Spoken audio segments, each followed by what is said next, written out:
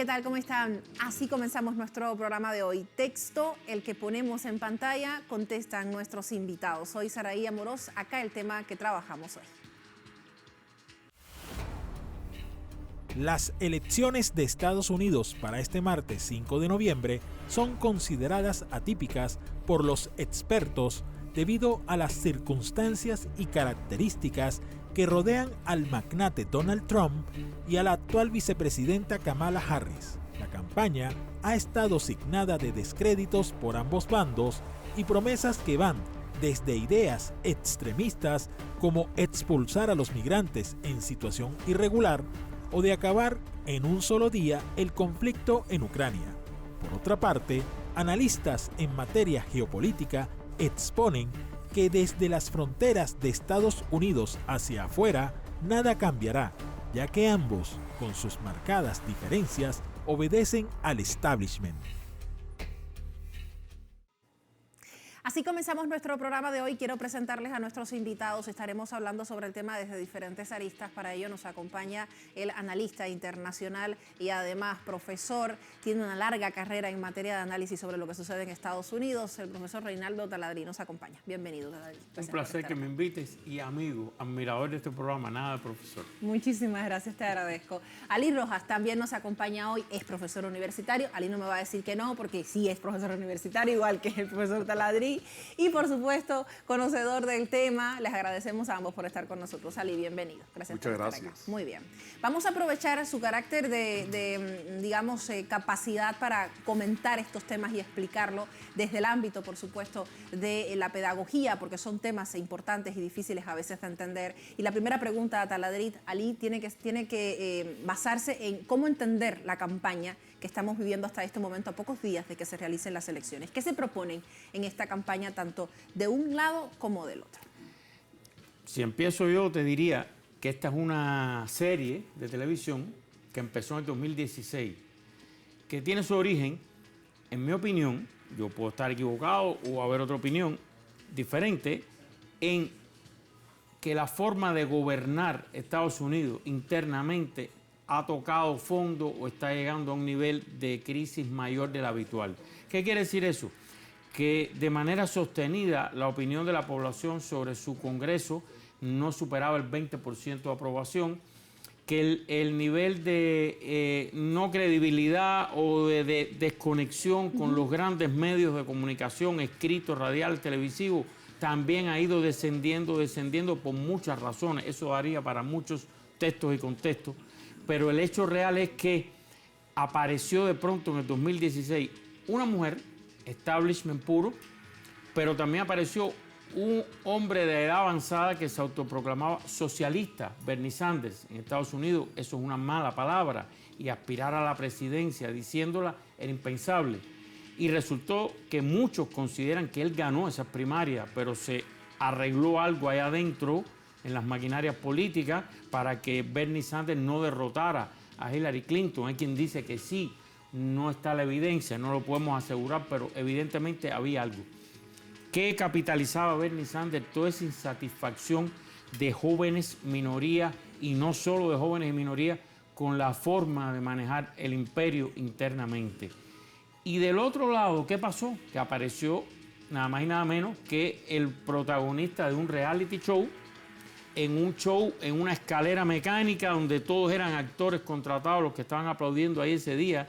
Desde el inicio fue un show montado, quien nadie pensaba, y se reían los grandes políticos estadounidenses diciendo nunca va a ser presidente. A mí no se me olvida Nancy Pelosi, la presidenta de la Cámara, cuando le hacen la primera vez esa pregunta. Claro, eso está guardado en las campañas de Trump, lo han usado muchas veces, diciendo, riéndose, claro, un poco burlonamente, diciendo Donald Trump nunca va a ser presidente de este país, pregúnteme algo serio. Bueno, pero era también insatisfacción. Muchos estudios dan que hoy en Estados Unidos, y ya desde el 16, cualquier persona que aspire a un cargo, tú eres dentista y vas a aspirar a una elección, un puesto cualquiera, contra un político tradicional, sale en ventaja ya de entrada el que no sea un político tradicional. Hay un desgaste de ese sistema. Apareció una alternativa por la derecha, Donald Trump, después extrema derecha, pero apareció una alternativa también por la llamada izquierda en Estados Unidos, pero un hombre como Bernie Sanders que se califica de socialista y lo dice públicamente. Eso era un reflejo muy novedoso. Pasó lo que pasó, que Trump, el candidato del cambio, entre comillas, derrotó a la candidata del establishment para sorpresa de todo el mundo. Lo digo con honestidad, a mí me sorprendió, porque si el establishment manejó a arreglar la primaria demócrata, yo pensé que también podían controlar lo otro, pero no fue así. Fue pequeña ventaja, pero fue una sorpresa. Y a partir de ahí se abrió la caja de Pandora.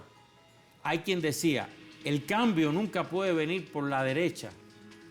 Algo de eso pasó en México, cuando el PRI perdió su supremacía total, que mucha gente gritaba, el cambio no puede venir por la derecha. Pero bueno, en Estados Unidos empezó algo por donde no se sabía qué era. Una total sorpresa. Ahí hay una mezcla de cosas, de programas, de personalidad en la historia, hay una mezcla que amerita. Y eso tuvo el gobierno de Trump, vino el COVID, vino aquella elección atípica del 20, que mucha gente salió a votar contra Trump y ahora vuelve Trump indetenible como nunca antes y despojado ya de muchas cosas de establishment, porque todos esos generales que dicen que él es fascista, generales de 4 estrellas, republicanos conservadores, son los que el establishment le puso para controlarlo, jefe de gabinete, un general de 4 estrellas, son los que están diciendo ahora que él es un fascista de corazón, no lo está diciendo la izquierda ni los comunistas, lo está diciendo eso. Y para que tengas una idea, que es yo lo veo como un el gran serial pantallazo de 3 Taladrí para temporadas. escuchar a Ali, ¿sí? Sí, de 3 temporadas hemos llegado a algo que yo nunca pensé ver, y ya termino. Una campaña electoral donde los dos candidatos que tienen que pasar un proceso de investigación de la comunidad, de los servicios especiales para que no haya nada raro, ambos se acusan mutuamente de comunistas en público. Trump acusa de comunista a Kamala Harris acusa de comunista a Trump y de autoritario. Eso yo nunca pensé verlo en una campaña y está ocurriendo todos los días. Por tanto, es un verdadero pasaje a lo desconocido. Un verdadero pasaje a lo desconocido. Su primer pantallazo, Ali, le escuchamos. Adelante. El show debe continuar.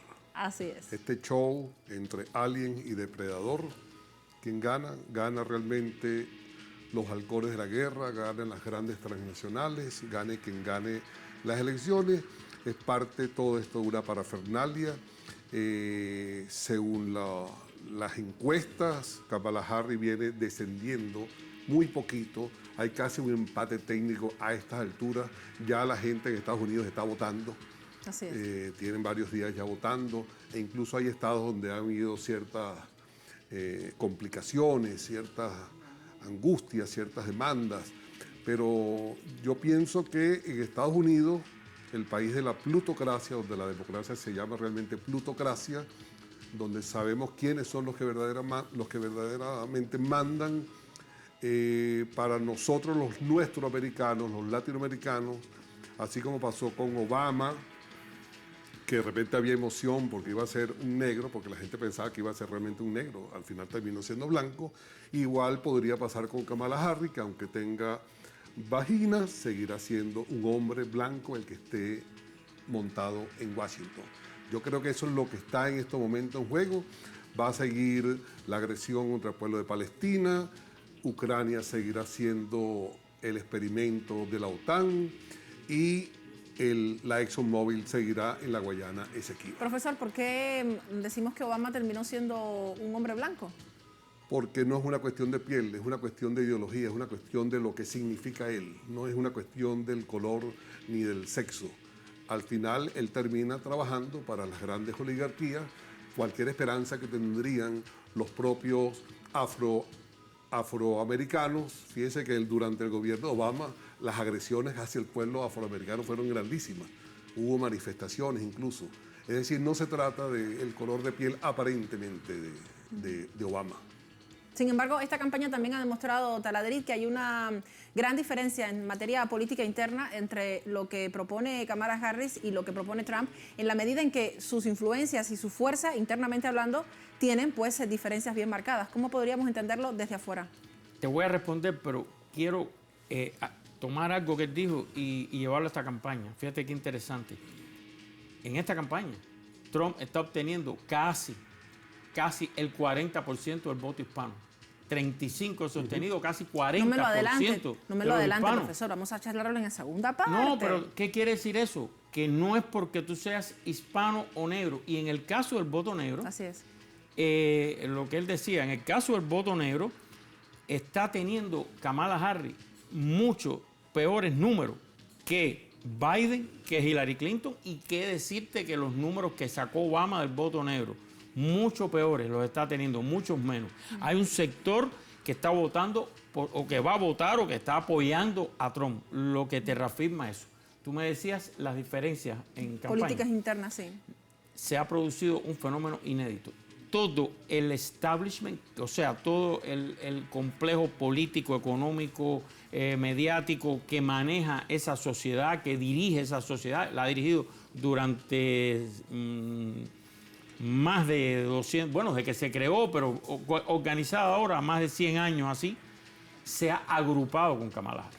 Los medios grandes de comunicación famosos, los militares, los funcionarios de la comunidad de inteligencia, las grandes economías. ¿Por qué pasa eso, Taladrín? Porque hay un temor de que Trump esté fuera de control. Hay gente que pensó que en su primer gobierno, esto que yo dije de ponerle un general jefe de gabinete, se le podía controlar, amoldar a cómo funciona el sistema. Okay. Hay quien le llama estado profundo. Trump es el primero que usa la frase estado profundo. Él usó pantano para referirse a Washington, le funcionó. Usó estado profundo, le funcionó. Lo que pasa es que él ya estuvo 4 años al frente del pantano. Ya no puede seguir diciendo, yo soy un outsider, alguien de afuera, que nunca, yo no soy político, que vengo a limpiar, él decía, a drenar el pantano. Claro, él dice que no lo dejaron hacerlo. Entonces, republicanos y demócratas se han unido en algunos casos, que va desde el vicepresidente Cheney. ¿Te acuerdas de Cheney, el vicepresidente de Bush, de la guerra de Irak? Está apoyando a Kamala Harris. Su hija está haciendo campaña activa con Kamala Harris. Funcionarios de inteligencia, de Pentágono, gente que trabajó en el gobierno de Trump, están apoyando a Kamala Harris. Hay políticos también, porque piensan que una victoria de Trump puede ser el inicio del fin de cómo funciona ese país. Y nadie sabe lo que puede pasar ni a dónde puede llegar. Una crisis interna, cosa que si tú estudias los imperios en la historia, ha ocurrido muchas veces dentro de los imperios. Guerras internas de cómo dirigir el imperio, cómo manejarlo, si debe existir esto o no. Y tienen temor de que eso tenga consecuencias irreversibles para cómo es el imperio hasta ahora. Entonces, hay una elección ahí diferente, porque esa es la del establishment. Pero en el caso de población, ¿cómo lo ve? Ese es un tema sumamente interesante. Es interesante, lo vamos a abordar, Taladrín, en la segunda parte, ¿te parece? Porque quiero mezclarlo con el voto latino, como ya lo venías adelantando, y también con una mirada geopolítica de lo que está sucediendo. Es decir, cómo influiría geopolíticamente hablando en un contexto como en el que estamos hoy, en medio de genocidio contra el pueblo de Palestina, apoyo total a Ucrania, apoyo total a Israel. ¿Cómo estaría también moviéndose esta ficha ante lo que está pasando en los Estados Unidos? Esas bombas internas cuando explotan, pues finalmente es lo que generan estos cambios que influyen en todo el mundo y también lo analizamos desde el sur global. Una pausa rápidamente. ¿Qué pasa con el voto latino? ¿Qué pasa con el voto de la gente en Estados Unidos ante las elecciones presidenciales? Les contamos en texto y contexto. Ya regreso.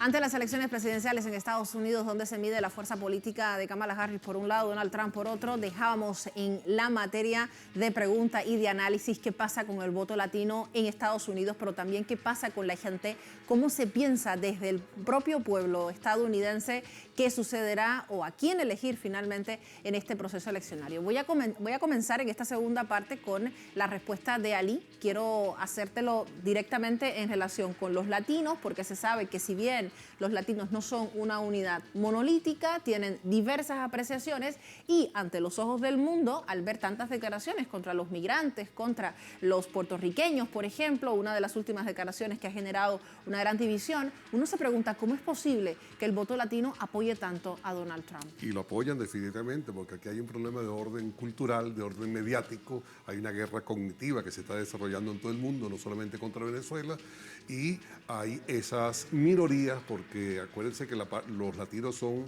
la mayor minoría en Estados Unidos, y allí increíblemente está ganando Donald Trump, está ganando incluso en la población afroamericana, está ganando en muchas minorías, como dice nuestro colega, en las grandes transnacionales, con los halcones de la guerra, la candidata sin duda es la Harris.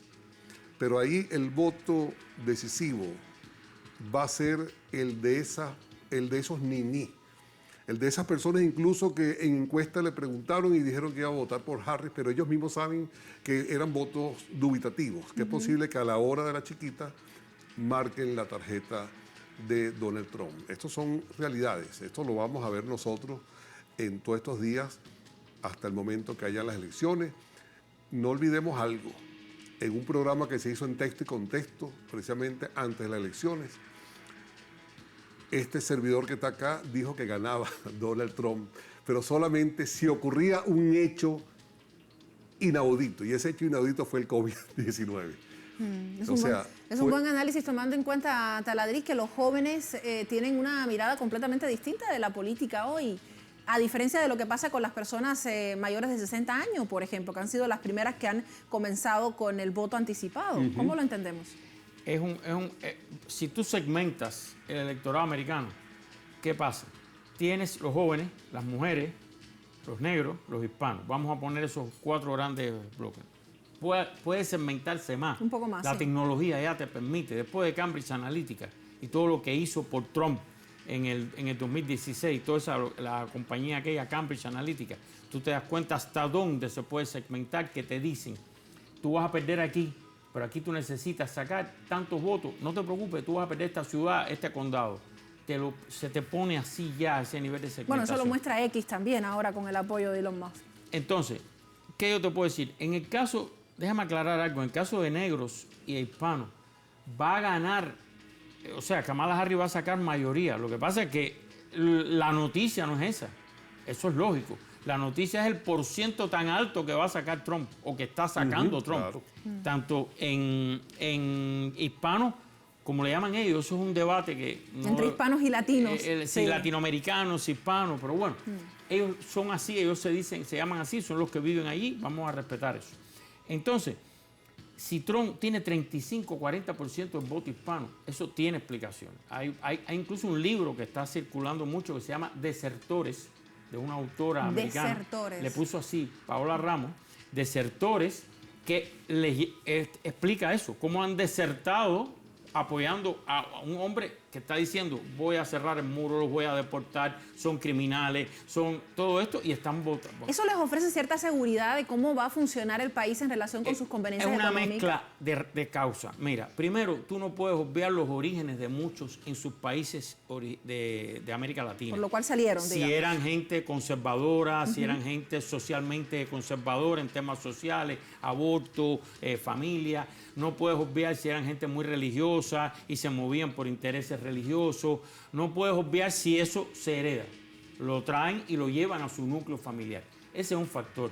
Hay otro factor y es que cuando están allí y ya tienen una vida allí, que es la que ellos defienden, se sienten más identificados con un predicador religioso de derecha que apoya a Trump, se sienten identificados con la prohibición del aborto, rechazan políticas inclusivas o porque las consideran no morales, etc. O sea, ahí hay otro factor. Está el factor también económico. Trump mantiene su principal arma, es la economía. Justo o injusto, correcto o incorrecto, coincide o no con lo que dicen los números económicos, la mayoría de las personas consideran que le iría mejor en la economía con un Trump presidente. Y en Estados Unidos el tema número uno siempre en elecciones, salvo honrosas excepciones, es economía, economía y economía. Y Trump ahí tiene ventaja. Eso influye. Y hay quien dice que también influye la cosa de ya yo llegué, no quiero que vengan más porque me ponen malo esto. Estoy simplificando. Pero cuando tú sumas todos esos factores, te puede un poco dar una pista de por qué puede llegar a sacar 35% del voto hispano en Estados Unidos. Cosa que se supone que no ocurriera. En el caso del voto negro es mucho menor lo que va a sacar Trump. Pero es que el voto negro era 90% de Obama, casi. Y ha ido retrocediendo. Kamala no llega, no me acuerdo el número por dónde está, pero ha perdido casi 20 puntos, 10 y pico de puntos ha perdido. Entonces, también hay negros que son conservadores, religiosas, socialmente, políticamente, económicamente, y se identifican con Trump. O sea, ese fenómeno está pasando y él lo ha capitalizado muy bien. La campaña de Trump lo han capitalizado muy bien. Ahora, los jóvenes, esa es la gran incógnita. Es la gran incógnita. ¿Qué va a pasar con los jóvenes? Es lo que puede Porque aquel movimiento, Bernie Sanders, Alexandra Ocasio-Cortez, que surgió en el 16, se ha ido un poco diluyendo. Ya no tiene la notoriedad aquella que tuvo, pero demostró que llegó a tener hasta un grupo en el Congreso. Y los jóvenes se sentían identificados con aquello. Entonces, ¿qué puede pasar? Que no voten. No es que voten por Trump. En mayoría me refiero, es un grupo homogéneo. No es un grupo homogéneo. Hay jóvenes conservadores, hay jóvenes progresistas, hay jóvenes liberales, hay jóvenes de todo tipo. Pero como grupo, esos jóvenes, puede ser que no voten porque no voy a votar por Trump, porque es el fascismo, dicen muchos. Lo dice un general de 4 estrellas, conservador y republicano, que Trump es fascista de corazón. Lo dijo y lo repitió. Bien, no voy a votar por Trump, pero tampoco voy a votar por Kamala, porque es todo lo que yo he ido rechazando, por lo que yo voté por Bernie Sanders en el 16, por lo que yo quiero los cambios. Y ella es la continuidad, no el cambio. Y entonces puede ser que no voten, y eso sería preocupante. Una sola cosa, hablando de establishment, que el profesor para es un pasar experto. a análisis, ¿Sí? así es. Ojo con el establishment.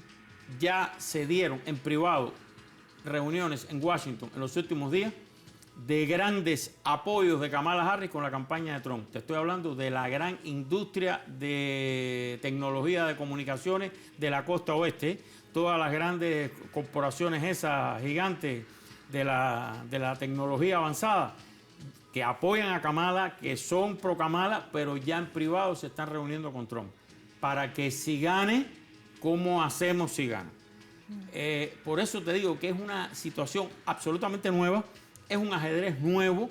Esta no es una campaña electoral clásica de Estados Unidos como la del 2012 que analizamos aquí en Telesur, etcétera, otras que era aquello que llevó a esto. Eso de que un republicano se parecía tanto al demócrata. También es una situación taladrí diferente la que vive el mundo exacto, hoy. en buena medida llevó a esto, que la gente se cansara. Y que a estas alturas haya un empate técnico. O sea, sí, que es un empate que dice, también puede ser analizado porque claro, tomando en cuenta cuál es el papel que juegan las encuestadoras, porque hablar 2 cuál es su puntos línea porcentuales en un política país también. que vota tanta gente. Sí, ahora mira, hubo récord de votación anticipada, parece bastante. Sí. Eso va de entrada a facilitar que el martes se cuente más rápido la votación porque hay muchos votos que ya vienen. están Aunque contados. esos votos se abren el martes, esos votos no están abiertos, esos votos se contabilizan el martes. Ahora, se supone, según matemáticos, porque esto es un gran negocio. Muy rápido, Taladrí, para abordar el tema geopolítico. En Estados Unidos, sin dinero no se puede hacer política. Eso es un cáncer a la democracia americana. Ahora, eso no quiere decir que siempre gane el que tenga más dinero. Así es. Y uno de los grandes negocios es el negocio de las encuestas. Es un gran negocio. Es un negocio, claro, es una ficha y los matemáticos están haciendo zafra. para un contexto Y con los electoral como modelos, este. etcétera. Ellos calculan que va a votar un poco menos de gente que en el 2020. Nunca olvide, hablando de elecciones y democracia, que en Estados Unidos el promedio de votación era aproximadamente, poco menos, del 50% de la población.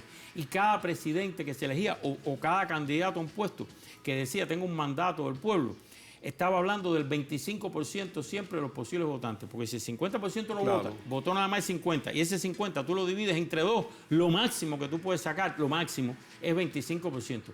Te digo que hay alcaldes de ciudades como Miami que han sido en ocasiones electos con cerca del 10-12% de los votantes posibles registrados o que podían votar. Muy buen dato. Gracias, Taladrid. Rápidamente, Ali, antes de que se nos acabe el programa, la importancia de que gane uno u otro para América Latina. ¿Cómo analizamos este movimiento geopolítico? No, para América Latina no tiene nada que buscar si gana uno o gana el otro. América Latina está asignada a ser el patio trasero de Estados Unidos. Ahí mandan esos que se reunieron con Kamala y con Trump en la costa oeste norteamericana. Esos son los que realmente decidan. Cualquier presidente que diga voy a sacar las tropas de Siria, gana las elecciones, no puede sacar las tropas de Siria porque él no manda. Ahí eso hay que tenerlo claro.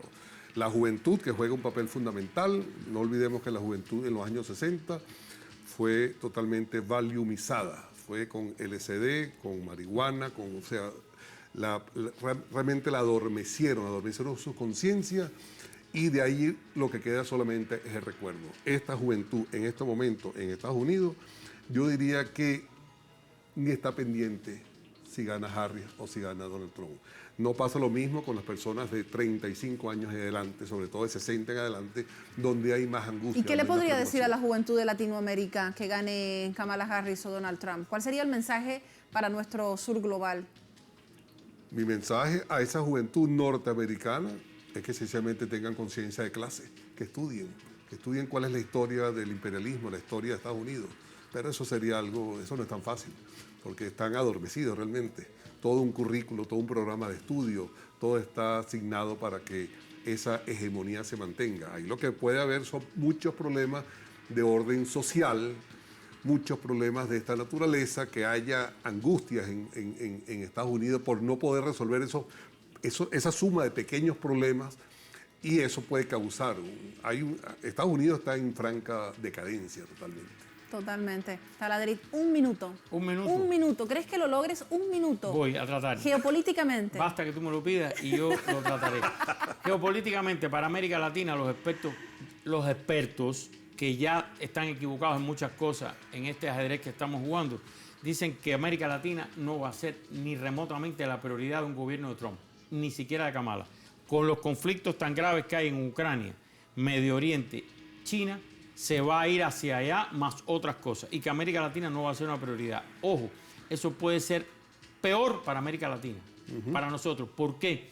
Porque entonces toda esa burocracia imperial enorme que existe y que decide muchas cosas, Departamento de Estado, Tesoro, etcétera, se delega en compromisos políticos de campaña que sí les interesa por otras razones a América Latina y que tienen agendas específicas para América Latina. Eso es el caso de América Latina. Y por lo demás te digo, sí es bueno que Se me acaba el tiempo. Se La acabó el última tiempo. parte. Siga las elecciones de Estados Unidos, porque el resto del planeta, para bien o para mal, justo o injustamente, la sigue por una sola razón. Repito, justo o injusto, tiene consecuencias para la vida Por supuesto. cotidiana de nosotros. Por supuesto que lo tienen. Muchas gracias, Taladrid. Te agradezco. Gracias, Ali. Ha sido un reto lograr que en este poco tiempo puedan darnos sus conclusiones y aproximaciones sobre lo que va a pasar en Estados Unidos. Como siempre, acá ponemos el texto y voy a aprovechar la frase de Taladrid y usted saque sus propias conclusiones. Hasta la próxima.